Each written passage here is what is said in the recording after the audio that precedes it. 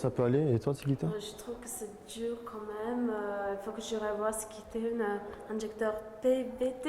Non, c'est pas PVT, c'est PTV. Ah. C'est l'injecteur PTV dont il a parlé en cours. Ah ouais, mais moi je comprends rien. En plus, on a examen la semaine prochaine. Ouais, mais attendez, regardez, j'ai trouvé une vidéo hier. Ce sont des étudiants d'un master qui l'ont faite. Et franchement, ils sont trop forts. Bonjour à tous. Vous n'avez pas compris ce qu'était un injecteur PTV et vous avez un examen qui approche? Ah, je ne me suis pas trompé. Alors, allons-y les amis pour l'injecteur PTV. Avant tout, rappelons ce qu'est la chromatographie gazeuse. Donc la chromatographie gazeuse est une technique de séparation basée sur des principes de rétention entre un soluté et la phase stationnaire.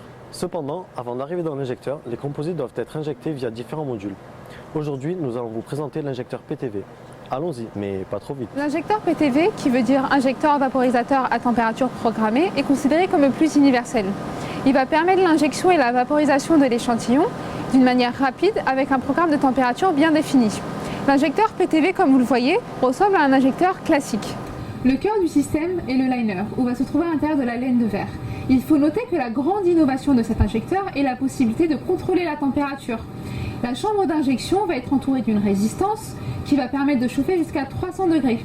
Il faut aussi savoir que cet injecteur va aussi permettre l'injection à froid grâce à la circulation d'un gaz.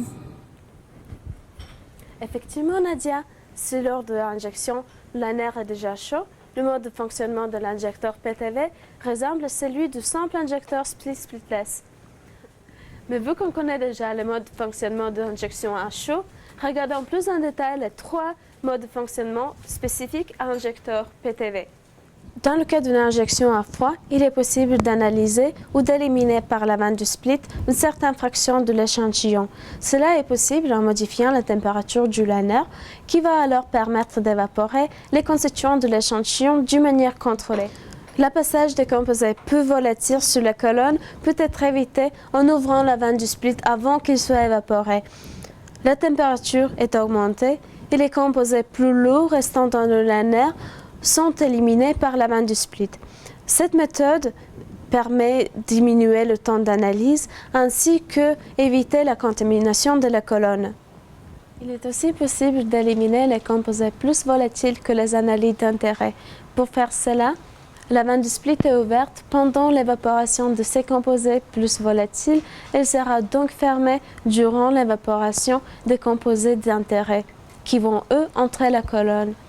Par le même principe, il est également possible d'éliminer le solvant volatile.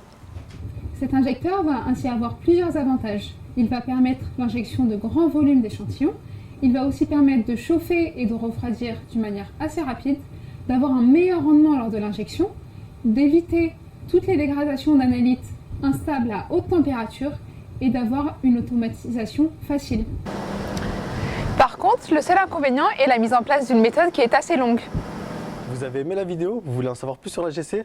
Likez, Partagez Et abonnez-vous!